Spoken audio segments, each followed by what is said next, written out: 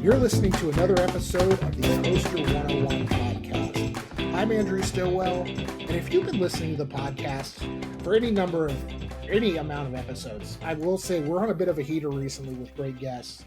And so we've got a fan favorite guest, friend of the podcast, friend of the show, friend of the program, whatever we want to call him. He's also got a Coaster 101 t-shirt. Like, what that means, it's really special. But we've got Adam Sandy from Zamperla back on the podcast. Adam, what's going on? Not much. It's good to see you, man. It's been a while, but I'm thrilled to have you back on. Obviously, as we all know, there is a lot cooking with Zamperla right now, especially over the last 2 years. And I don't know the last time you were on, it's been maybe a year or two, but let's talk real quick. Like, I want to talk about the last 2 years for Zamperla. Obviously, you guys have a very, very tall new addition that you got to work on at Cedar Point. You had Thunderbolt. You've had some other family coasters that have opened. But, what have the last few years for Zamperla been like? It's been a lot of fun, honestly. When I joined the company in 21, we introduced the double heart like that summer as a concept. And IAAPA 21 was when we first unveiled the Family Thrill Launch. And our whole promise to everybody when we sort of relaunched this roller coaster business unit was that we're going to be doing things better and different than we had in the past. And it's really exciting to see those announcements that we had a few years ago now coming through. For sure. And I'm a bad coaster enthusiast, Adam. I'm going to just be the first to tell you that. Because I have not been to Cedar Point yet to experience Top Thrill 2. You are a bad coaster enthusiast, yes. Listen, that is the premise of this show. I bring on people who are far more important in this industry, so people don't have to listen to me yammer about the coasters that I haven't been on. but Top Thrill 2 is it's a very glaring blind spot in my coaster count right now. As we know, Top Thrill 2, it had a opening season in 2024 that lasted all of about a month, and then the coaster shut down and was not operational for the rest of 2024. Fortunately, has been back up for most of 2025. Are you able to tell me a little bit of kind of what went on behind the scenes? I mean, I'm not looking for the total inside baseball, but like if I could like step inside the diamond, what can you tell us about the kind of the process to bring Top Thrill 2 back to life? Yeah, I mean, I can't share a lot of the nitty gritty due to confidentiality, but I can say that, I think what was really impressive was that we were basically able to, deliver some updated trains within a year of the challenge happening. So I think that was what was really cool is that we, really did a lot of work and had the trains up and ready for this season. And I think that's sort of a testament to what Zamperla has been able to pull off as we, I don't want to say pivot, but really add the roller coasters as sort of a serious part of our portfolio. So, we did that with all the other things that we had going on as a company. Right. And you guys, again, you talk about the seriousness of Zamperla as a kind of contender in the coaster industry now. As we've talked about in the past, Zamperla for so many years was known for, family coasters, kiddie coasters, and the occasional Volare. And that was what Zamperla coasters kind of hung their hat on. Mm-hmm. And I know you're kind of the sales business development guy. What does it mean to you to be able to kind of hang your hat on the fact that, you are getting serious about the coaster business, and it's not just the kiddie coasters, twisters, and Volares now? Well, I mean, for me, it's been enjoyable because when I met with like Ramon, Valerio, Antonio, sort of different sets of leadership at the company before I officially signed, there was a very, a big promise made to me that the company was really taking this seriously and wanted to go in a new direction. So it wasn't just, lip service of, oh yeah, we're doing coasters, great.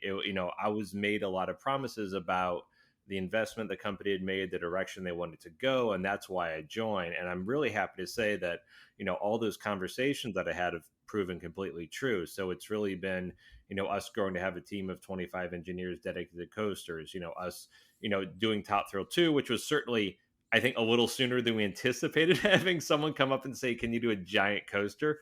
But it's been really good for us, and also portfolio wise, historically we had, and we still have, like, a lot of different types of coasters. If you go on our website, zamperla.com, shameless plug, you will see, about 12 different types there. But really, in the past 18 months or so, we've really focused on three core products: what we call our Lightning Launch, which is, basically our thrill platform, for launch coasters, especially our Family Thrill Launch, which is that a 42-inch broad appeal family ride that also is marketable, and our Junior Coaster system, which we've got a lot of with the integrated rides. We're also developing a launch version of that, and have a shuttle version on the drawing board too. So those are really the three things that we're pushing as a company, because they really hit that 90, 105, 120 rider demographic really well, and offer something unique and marketable in each of those segments. We will still certainly sell a Twister coaster if a client wants it, or sell a one of the family coasters. I think we're the one of the few people that have a quality family coaster that's super small.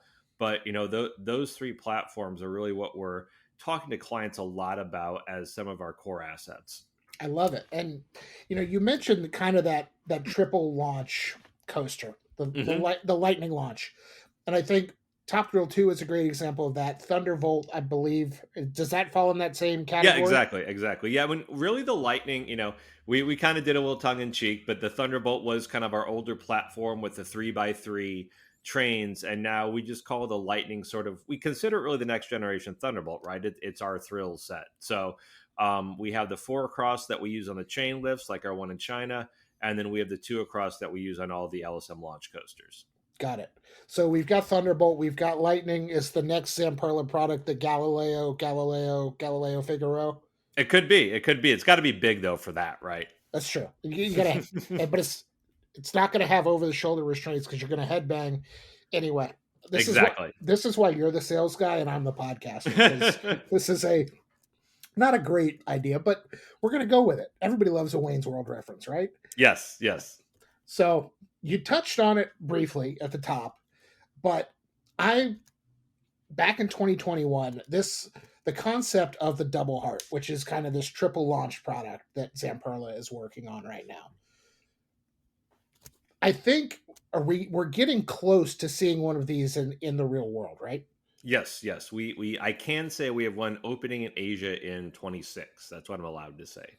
That's okay. And I will tell you, and our audience will tell you, there are corners of the internet where you could find information that Adam's not allowed to talk about. That's all we're going to say. But what's the development of this product been like? Obviously, you proved that Zamperla can do this again, this swing launch, this triple launch, whatever we want to call it in the enthusiast space. And then when you were able to do that, how has the reception been for, parks kind of knocking on your door, picking up the phone, sending you emails, and being like, "Hey, I saw what you did at Cedar Point. Can we do this here?" It's honestly been great. We've had a lot of clients say that, I mean, just being perfectly honest, there are a lot of great manufacturers out there, right? Like when it comes to big rides, you have like Mach, Vekoma, Intamin, B&M, like they're an RMC too. They're kind of some of the go-to companies in that space. And with all that, we've had a lot of people come to say, like, we love what they do, but we like having options, because especially on the big end, it's really, for the most part, Intamin's doing big stuff. B&M's doing, those 300-foot dive coasters and like Gigas. But outside of that, there aren't a lot of people playing in that large space. And so we've had a lot of clients, even after just Top Thrill was announced, coming to us and asking us about the product, asking us what we're doing. And it's been really good conversation, because our clients are really looking for different vendors. They understandably want a variety of people to buy from. They don't want to just kind of buy the same thing over and over. And they've really locked onto the triple launch. And so, we do have the double heart that fits in that. Top Thrill fits in that. We can obviously do those with multiple parks. Also, we've developed the 604, which is just meters of track. So it's a smaller model, effectively, of that kind of triple launch TT2 style ride. But that one actually has an airtime hill on the launch section, so you get some pretty sweet air forward and backward on that. And instead of going over the top of the top hat, we made it a gigantic, like 64-meter tall inversion. So we have that. And then actually at the show, we might be showing something even bigger than Top Thrill 2. So there is a lot of product out there that we're developing, some on our own, but some specifically with clients in active conversations now. So it's just been a lot of fun. So we can go from a couple of years ago saying we're going to do this to now saying we've got a lot of product out in the market, but we're also developing complementary product to that Lightning also. Yes. And for the American in me, who is like metric system, what's that? You'd say 64 meters high. We're talking right around 180, 190 feet. Is that Yeah, about? in that range, yeah. Okay, perfect. Again, metric system, not my thing. But that's awesome. I think that it's for a for a lot of parks, I feel like that would just be it'd be a showstopper. Not everything has to be a 420-foot tall strata coaster with a vertical spike that you stare down and can see the entirety of Ohio below you. Like it's got to be pretty exciting for you to be able to sell that, but it's also got to be exciting to be able to market. Again, I know you've got two young kids, and the family demographic we've talked about before is very important to you. So the family thrill launch coaster that, again, I believe you said 2021 at IAAPA was when Yeah. it was kind of Hmm. announced. These are now coming to fruition, and you Hmm. have the opportunity to have you've got one themed around a pretty cool IP opening up next year. Yes, yes. So it's themed around the Naruto IP, which is Japanese anime, and so we have that, and it's actually technically one of our integrated rides packages because they have a Nebulous and that are opening with the project, as well as some amazing theming that Park Spur is doing in that entire area. So, yeah, this is developed for that 105 centimeter slash 42-inch rider, so that broad family demographic. But the idea behind it was this: we've had a lot of clients come and say, I need rides that are broad appeal, but they also have to be marketable. For them and a lot of clients, that chain lift coaster for a mine train that's 60 feet tall is just not cutting it. If they're making that investment, and well, let's look at the economics of it. Costs, not for us, for everybody, have gone up significantly on the production and materials side since COVID. We talking to clients who it's more than twice as expensive now for them to put a coaster in the ground than it was. So the economics of a coaster investment have changed drastically since 2019. And we do think that this approach, where we're taking something that's very broad appeal, but is highly marketable, is the way to go. Because like the one at Park Spru is going to have two launches on it. It's got a backward section and a dead end spike that's basically 100 feet tall. So it's got a lot of things the park can sell in terms of the experience, but also the ride itself is going to be great. It's really hitting that kind of traditional mine train demo, that 42 inches. And so it's going to be a lot of fun because I'm sure also this is probably a lot of those kids' first launch coaster too. So we're very excited to incorporate this technology. And it's actually going to have our first tire launch. We've developed this in house, and this was a system where we kind of said, well, if we're above 100 kilometers per hour, 60 miles an hour, do we have an option? Because what we're seeing was just that the cost of an LSM system and the energy usage of an LSM didn't make sense for those bigger coasters. So we're kind of for that under 60 mile per hour launch, we're using this new tire launch system. And this is not ridiculously technical, but a little bit. But it's important to say that the big thing on it's got no gearbox. And so that means that when you're a maintenance guy, and we try to listen to maintenance people a lot, is we've got the tire that moves the coaster vehicle for the launch. We've got a belt, and that attaches to a motor, and that's it. So if you do have one of those three things fail, that's something that can be replaced in 15, 20 minutes instead of with a gearbox. You have to either have one of those on the shelf, they're not cheap, and swap it out, which takes a while, or you have to send it to a local shop or do it your own shop and get it repaired, and you have downtime. So, we're really trying to think of, as we do these new technologies, how do we mitigate downtime as much as possible? Yeah. And I don't want to put you on the spot with this question, but you brought up an interesting point that I kind of want to see if there's been any negative effects, especially in the US. And this is not my attempt at getting political on this podcast. We talk about roller coasters and thrill rides. That's what we do. Has the ever-present threat of tariffs, has that changed anyone's buying habits, especially in the United States, being that Zamperla is an Italian company? Honestly, I think from talking with clients, it's a lot less that and a lot more uncertainty. So when we've got economic policy that changes day to day, it makes long term planning very hard. So from the clients I talk to, they're not loving the tariffs because it is basically a 15% tax on what they're getting, but it's more they need to be able to budget and plan over a couple years, and that's very hard to do when you have these wild swings. So I think really what they're missing the most is just that stability.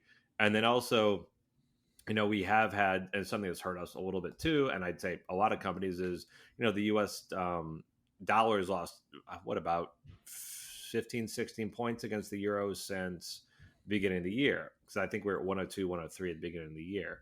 So now if you factor those two things together, that's about a 30% increase in cost for, nothing effectively changing in the way we do business. So we're working on a lot of ways to mitigate the tariffs. We can't do a whole lot about the currency. But we are one of the few European manufacturers that'll actually sell in dollars. So that does help too, or we can kind of lock in an exchange rate and guarantee that. So we're doing the best we can, but I think it's definitely not us. It's anybody outside the U.S. and especially the European manufacturers have a certain set of challenges, and then there's a certain set of challenges for the guys in the States. So it's obviously right now easier for SNS and Chance to sell in the US and easier for us and others to sell in Europe. But it's still a bit challenging for when we cross either way. So we're thinking and hoping, and what we've seen actually the last month, we've had a lot of conversations where people are sort of saying, okay, we got to start making some decisions. We got to figure out what we're doing. And we've had a lot of real conversations sort of since Labor Day. So I'm optimistic that that good trend will continue. Okay. See, that was, I told you I didn't want the full inside baseball, but that was good. I love that. Thank you for giving us that, because it is something that, a lot of enthusiasts are like, I want my park to build a giga. That's what I want. I want a giga, and it's got to have 37 loops, and it's got to go 150 miles an hour, because that's what I want. And a lot of these parks right now, with everything the way it is, that's not necessarily feasible. So, Mhm. but I get it. We as enthusiasts, we're entitled, and we should probably take a half step back. That's my PSA to the world right there. And I mean, and I don't think it's an enthusiast thing. I think it's also just, practically speaking, we had take COVID out, like we had the 2008 financial crisis from '08 to 19. We had a lot of positive growth, at least in the US. Hmm. Slowed with COVID, and then it picked back up again. And then, so really right now, I would say is, the first, and technically it is a recession. So we're in the first recession since 2008. So it's just also that, yeah, parks are probably not be buying 400 or 500 foot rides in the U.S. for next year just because of the economic climate, and that's not political. That's just practical. On you have ups and downs in the market, and with companies being publicly traded now, that's going to affect that investment. This is a roller coaster we don't want to be on. Exactly, exactly. I, I went up into the right all the time. We don't get that. I love it. Well, we're done talking politics and recessions. We're going to get back on the positive things, because you just came out of I believe IAAPA. Where was the most recent IAAPA? I saw you were traveling all over the place a couple weeks Yeah, ago. yeah. So I was in Barcelona for a week for that show, and then I was in Italy at our headquarters for sales meetings after that. So I was gone for 2 weeks a couple of weeks ago. Got it. And I saw on your LinkedIn that you got to see the double heart that's being built at the TBD, to be named, not announced yet, park in Asia. It's opening in 2026. Yes, What's yes. what And I remember there's two sides or two sizes of double hearts. How big is this one? Is this the This smaller one's a one? 50. Yeah, this is a Okay, 50. perfect. I And like how our smaller one is 164 feet, but yes. yes, yeah, listen, that's okay. So you gotta start somewhere, and then ideally, selfishly, again, as the not well traveled American, we can get one of these things stateside. I'm hoping it's going to happen soon. And you brought up Ramon earlier. I got to go back to the golden Mhm. tickets. They were here in my backyard in Charlotte. I got to go to the ceremony. I got to talk about Ramon for a second, because Ramon got up on stage and he delivered this amazing like introduction to present the Dark Ride Award, and Hmm. he starts it in his his accent. And he's like, dark rides, and it was just like it was incredible. So I don't know if he's going to be listening to this. I just have to shout him out because it was fantastic. That Yes, whole Ramon is a stalwart of the golden tickets. You know, when Pam Landworth from Give Kids the World used to attend, they would always announce together. So, and this is actually, I think, the first time maybe that he's gone up without Pam. So, yeah. but yes, he's been doing this definitely since the inception of the awards. Okay. See, it's me as a first timer who's Hmm. happened to be there because it was at Carowinds and I was able to know somebody who could help me. So hopefully they're listening to this podcast. So Chris, thank you. Anyway, yeah, I saw that. I just was like, wow, this is great. He's fantastic. So, Yes. and to have, I think, Monsters Unchained win, all that, it was a very cool evening, very cool to Hmm. be a part of. Hmm. So, but you came back from IAAPA in Barcelona. We are in the runway now to the big show, the IAAPA Expo down in Orlando, taking place at the end of November. Zamperla's got a new attraction they're debuting at this show, right? Yes, we do. We do. Yeah. What can you tell me about it? All right, so let me think about what I can tell you. So, well, first, it's called WingZ, and it does have a Z at the end because that's how we do things for everything now. Well, at least on Yes. flat rides. If it's plural or possessive, no matter what, it's got a Z on it. So, with that, the idea is Tim Jacoby and our team came up with this idea. I mean, I'd say that's one thing. If I can interject on myself with my own thought for a sec, Of I think that's course. one cool thing about the company is that we have this team of great engineers that are also a little bit wacky. Like Tim and Fausto lead this group that come up with new ideas effectively, then prove them out to sort of say, can we take that to the next level? Can that experience that we thought of be a ride? Can okay, and now that it's a ride, how do we do it? Okay, well now that we're doing it, can we create it at a cost that actually people want to pay for it? So while on the one hand people think that, oh, it must be fun, you get to sit and come up with ride ideas all day. I mean, it's actually very challenging to think of ways to move people where you haven't done that before and give them a new flat ride experience, but then also create that experience that is mechanically reliable, practically safe, and also at a price point that makes sense. So we've got this whole dedicated team of several people. That's their whole job day in and day out, is to kind of come up with these concepts and take into a certain point in blue sky where we can then say, okay, we're going to actually build a prototype. And so it's really these guys who started it, and we, as a sales team, we give them a lot of feedback on it. But I got to ride it a couple weeks ago when I was in Italy, and yeah, it's basically in a nutshell a ride where you can flap your arms and it goes up and down. So kind of think of a kind of like the parachute ride that Disney has at Disney Sea in the Little Mermaid section, kind of like that, but the tower rotates also, and then the chairs going up and down are really based on rider interactivity. So it's a really nice system. And the other thing I'm really proud of is that the interactive system is really responsive, because so many times, and for us too, we've had, and our competitors have had, interactive systems that work great on media day, but after a month are just trash, right? Because they're not made to hold up to kids beating on them, hot air, cold air during the shoulder season, rain, and they kind of just go to shit really quick. There's no better way to say it. And so Okay. we've come up with something that we hope is going to be effectively maintenance free for quite a long time, and for a interactive system, that's super important. Yeah, and like so. First of all, you're telling me that in order to do this, I have to like flap my arms, get an arm workout in. Yes, Is exactly. is It's this? arm day. Oh, I hate arm day. Hate it. Hate it when it's arm day. Is this? I mean, is it similar? Is it like a similar mechanic to? I don't know who the manufacturer is. Again, I'm a bad enthusiast. I'm sorry, but it's that swing ride that's at Epic Universe, and it's at Lost Island, and it's at Nick Universe at American Dream. the only reason I know about the one in American Dream is because there's that woman on TikTok who like flips so many times when she gets the wings going. Is it Like the Skyfly, like that's it. that. Yeah, that's the one I'm talking about. Yeah. It Is is it a nothing like that. So All it's right, it's cool. it's more like, because this is for because the Skyfly goes, because it goes upside down, it's 48 inches, Yes. and the whole thing on this was to make it like very broad appeal. So it's 36 inches or 90 centimeters to ride, so very wide demo.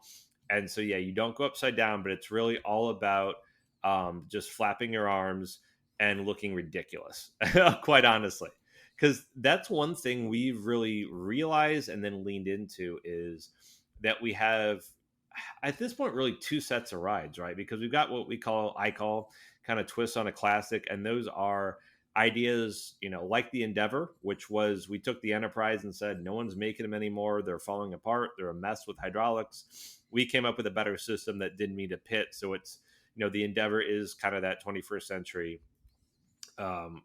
Enterprise. We've done that with a lot of different rides, Right. but we have this other category that I kind of just nicknamed social media superstars, because it's the Nebulas, it's big waves. WingZ is going to fall in that category, where the rides that look like something you've never seen before. Because so many rides are like, oh, that's similar to this, so that reminds me of that. And this is a ride that are all these rides are really things that are truly unique to Zamperla, very bespoke to us and very unique in the industry. And we found that those rides that have a huge visual impact are great. Like, and I'll just use a Nebulous, great example. So that's a ride where the capacity is not crazy. It's like 400 people an hour, Hmm. but the that's people who actually ride, right? But if you think about how many people does it serve, if you go to Hershey Park or other places where we've installed them, you see people sitting or standing around it for an hour or more. Like, it becomes a show, to the point that at Hershey, I know like their per cap spending, so what people spent in the food stands around that ride, went nuts because people just stay there and watch it for an hour. And so we're really rethinking how we bring rides to the market, because we know that A, that uniqueness, B, that ability for a ride to effectively sell itself on social media is huge. Like on the Nebulous, Drayton Manor put up like a 13-second video. It got millions of views really quick on TikTok. There was a TikTok of our big waves testing in Jeddah, the prototype. Like, that went nuts too. I think that got over like 100 million at this point. And so these are rides that are really unique. And even at that one in Jeddah, the owner actually, so this was during commissioning when that footage was taken, because there were so many people there, the owner actually fenced off the area where the wave splashes, started selling access to that, couple bucks at night, and selling ponchos. So they were cash flowing the ride even before it opened. And I think it's funny, but I think it's also a testament to how these unique flat rides really hold a different place in a park than that traditional style one does. Because if you get that engagement of non-riders, it's really a different type of investment and well worth the money. For sure. And I'm on the Zamperla website right now. Hmm. And one thing I do want to talk about, there's a bullet point here for accessibility Hmm. for the Wings attraction.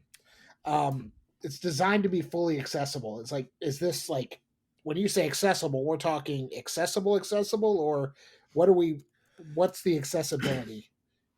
Sure. So I'll take a step back and say, like, it is challenging because there's a lot of different verbiage around ride accessibility. Yes, What we have to meet in the US is ADA, and yes, so the American with Disabilities Act. So we've actually, as a company, for a long time been doing that globally. Just that's sort of been our baseline, so we had to do it in the US. But what happened was, Mr. Alberto Zamperla started talking with Give Kids the World, and he started really thinking about kind of going beyond the floor, because ADA is what we have to do, but that's a low bar.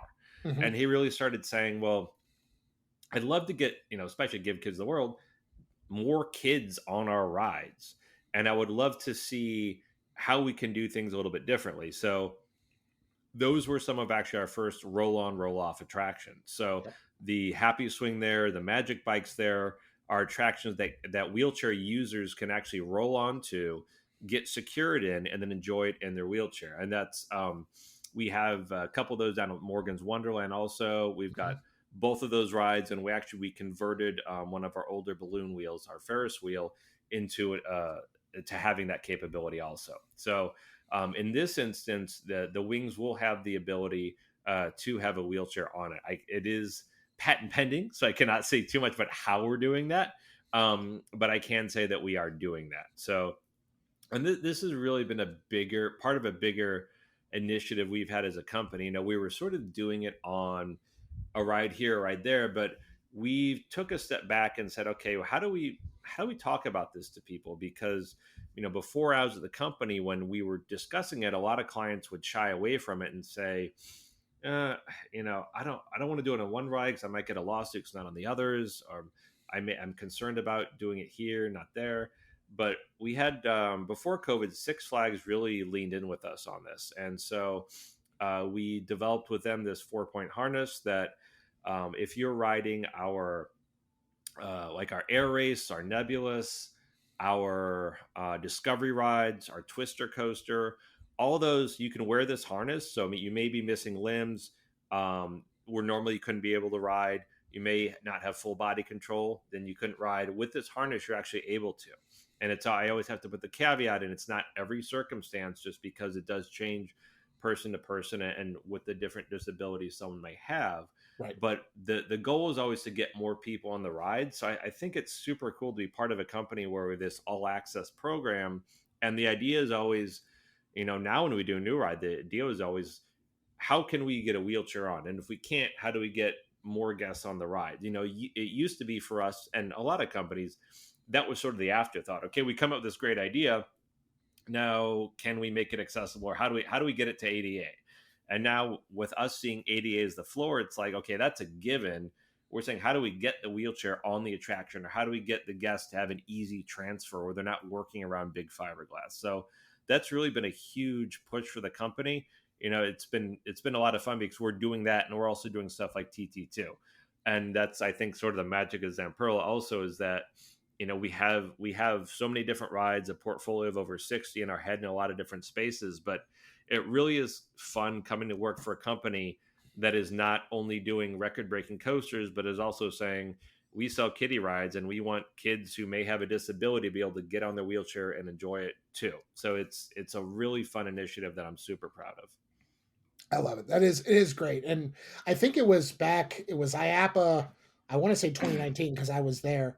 It was the Happy Swing that Zamperla had donated, I believe, to give kids the world that was accessible. And I thought that was it was such a cool initiative. And it's really great that, Zamperla is on the forefront of not just being ADA compliant, but ADA like actually pushing the limits isn't the right word, but going further Yeah. than just being compliant.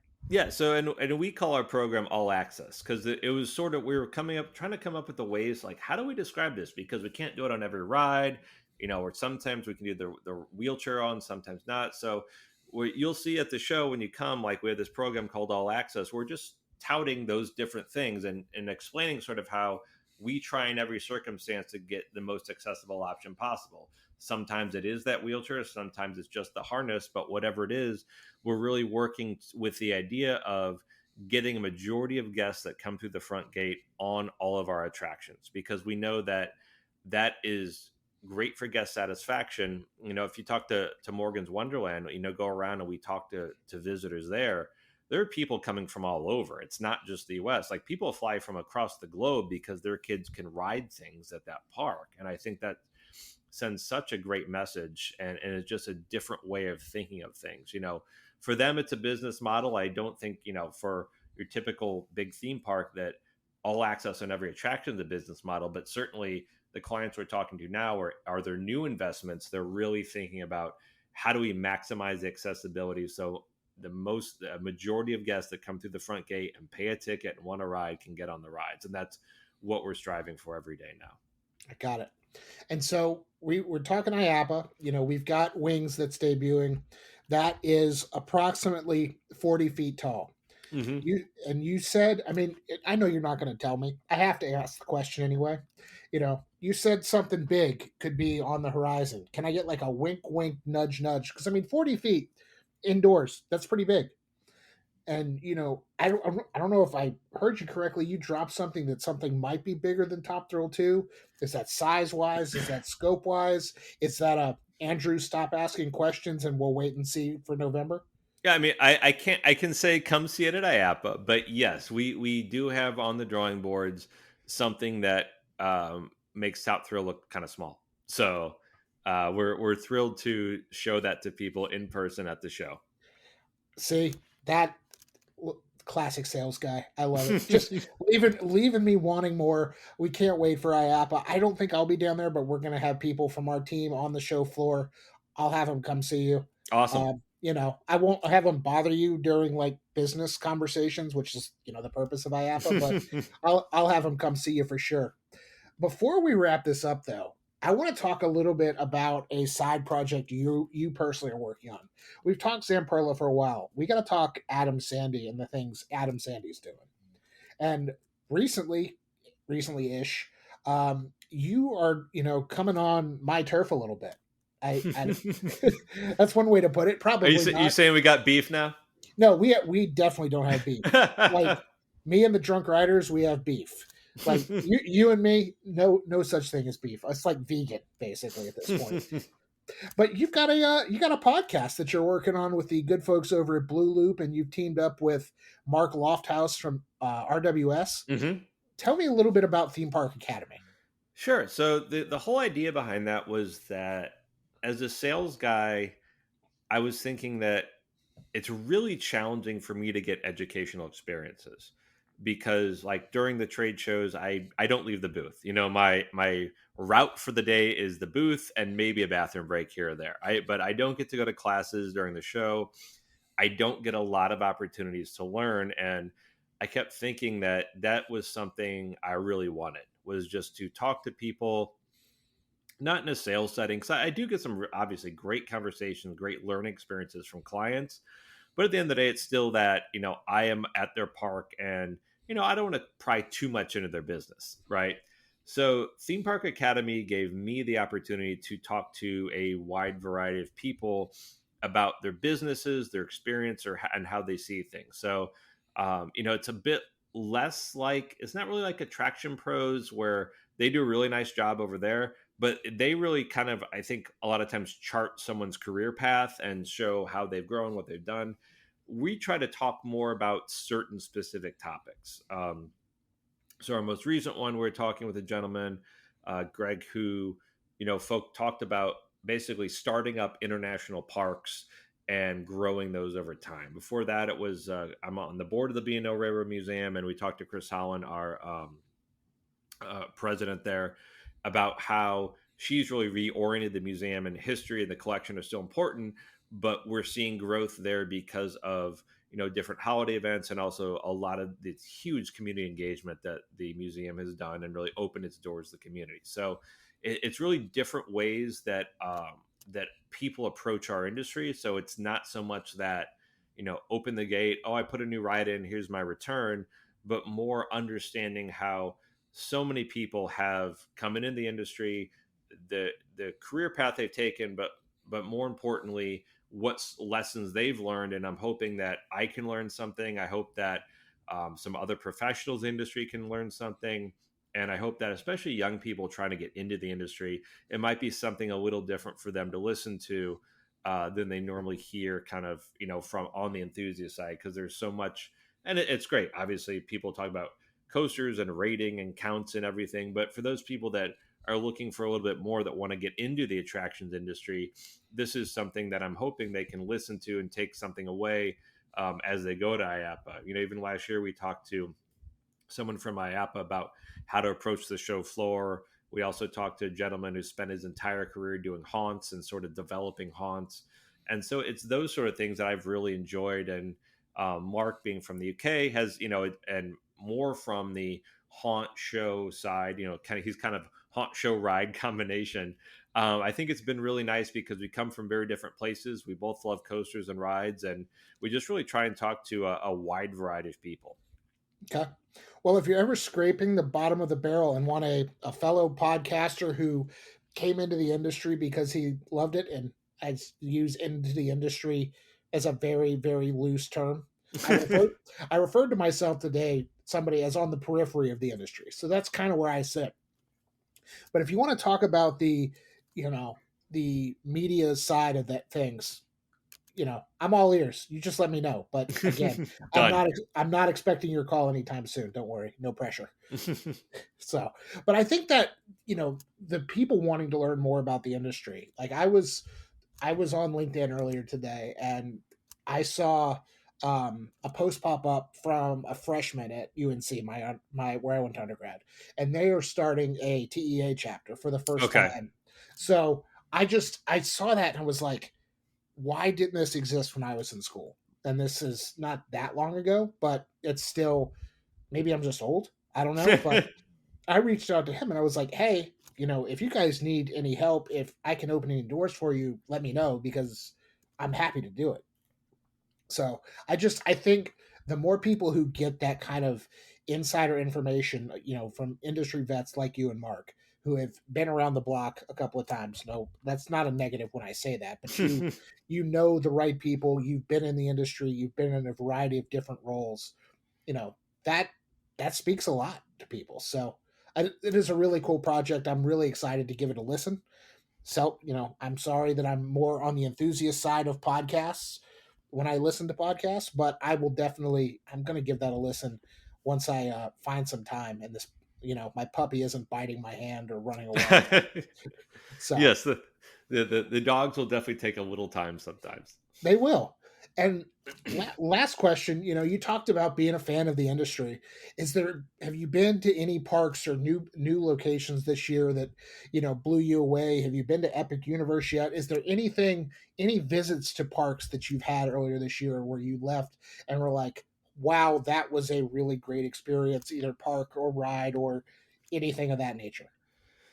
So I didn't go to a lot of new to me parks this year. I'd say two would be last year I went to Fantasia Land for the first Hmm. time in a long time, and that park just continues to blow me away. They sort of do universal level theming on a regional theme park budget, which is hella impressive.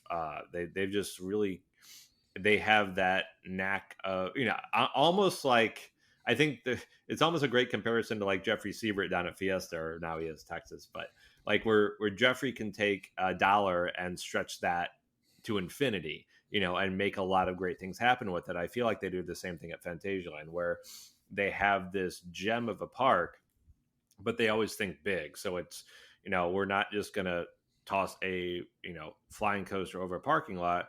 We're going to do a launch flying coaster. It's going to weave in and out of buildings, and it's going to be next to our kind of brand new boutique hotel. So I just love the way they think, and they think big. So that was a really fun park to visit. I hadn't been there since probably 2008. So a lot of new attractions for me there.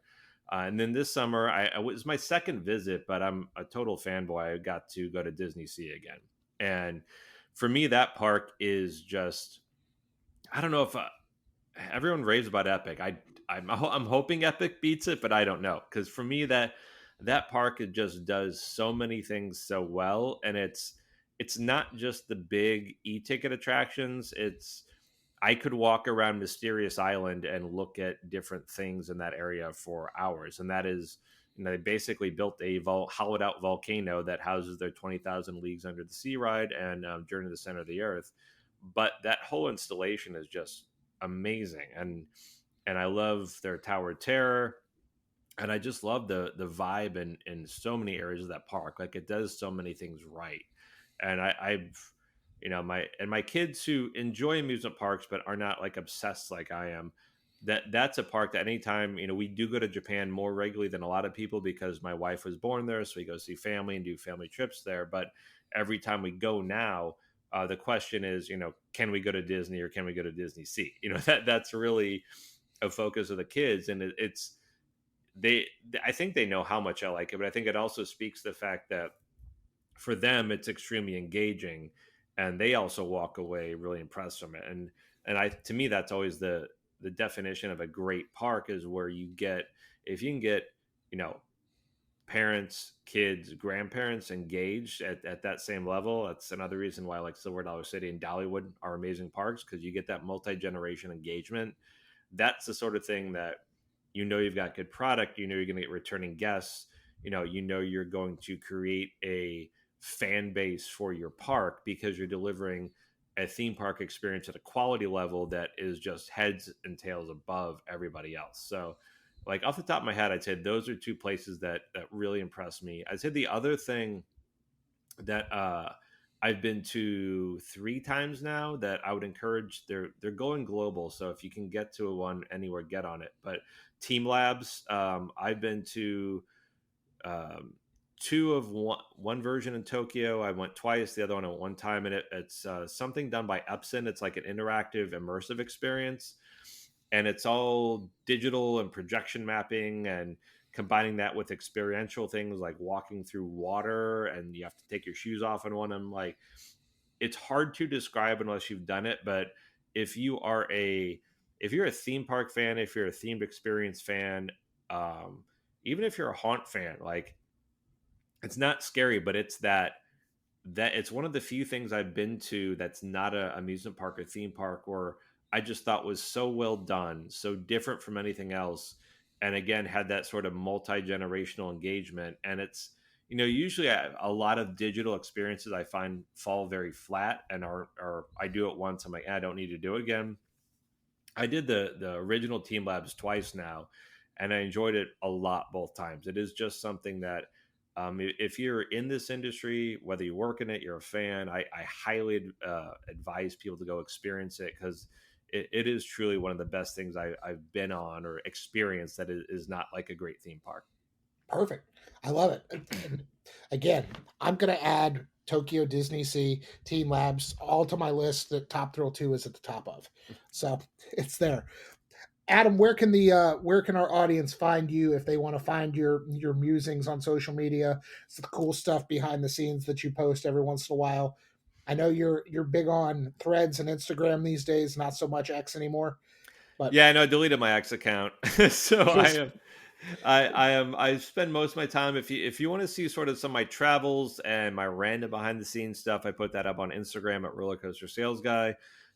Please follow us also at Zamperla Coasters. We've had I think we're over 10,000 just on our coaster account there, so that's been really fun to grow that kind of organically over time.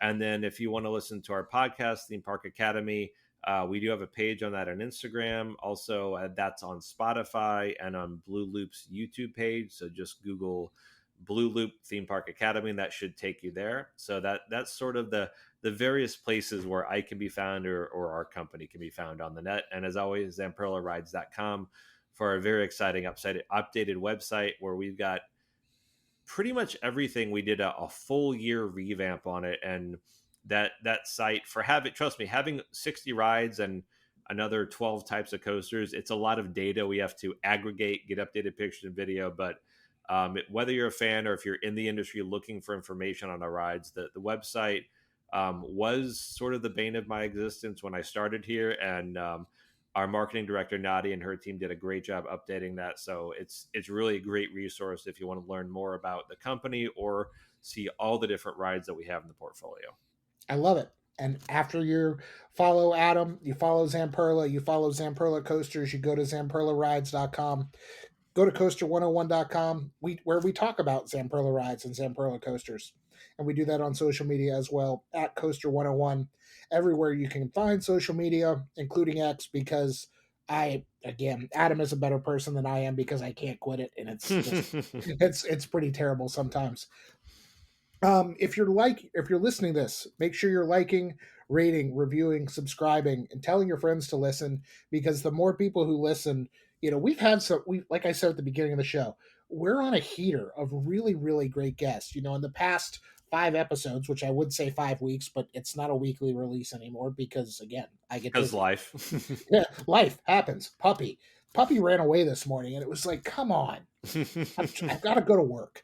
But we've had we've had Dave Cobb, we've had Pete Owens and Devin Olson talking about the Dollywood Dream.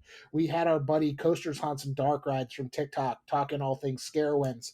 And, Adam just mentioned him, Jeffrey Siebert, the park general manager, or the state general manager for all the Six Flags parks in Texas. So we will keep the great guests coming. And Adam is, again, we've added to the totem pole right now. I don't know if I like my spot though in the lineup, like being after Jeffrey, because Jeffrey's so good at selling everything Six Flags. The man just has passion for the industry, and I feel like I'm going to fall very flat compared to him because he can paint a sign and put it on Instagram and get people to engage with it. He's just got that magic with him. So I'm a little worried about following his week. He's a showman at heart, but the good news is, if people come to us from the Jeffrey Siebert episode, the next episode is going to be the Adam Sandy episode, so people will tune in. This is true. Thanks, Jeff. Yeah, absolutely. And you've got your following within the coaster community. The enthusiasts love you, and we always appreciate your candor and transparency, and willingness to just talk to us nerds on the internet. So happy to. I love it. As long as you're not mean to me, I'm happy to engage. I'll put it that way. Don't be mean to Adam. Top Thrill 2 was open. It wasn't his fault that it was closed when you were there. I'm sorry. Anyway, coaster101.com/merch, I think, is our merch site. And thanks as always to Justin Mabry of JM Entertainment for our theme music. Adam, this was fun. It's been far too long, but I'm really glad we could get you back on the podcast. Let's do it again. And if I don't talk to you before then, hope you have a great IAAPA, and whatever you're revealing that's big, super big, that we can't talk about. But whatever happens at IAAPA, it's going to be great. So it's only 5 weeks away. We're getting there. We're getting there. Yes. Slowly but surely. The booth's going to look amazing. I can't wait. So that's going to do it for this week's episode of the Coaster 101 podcast, and we will talk to you again soon. See ya.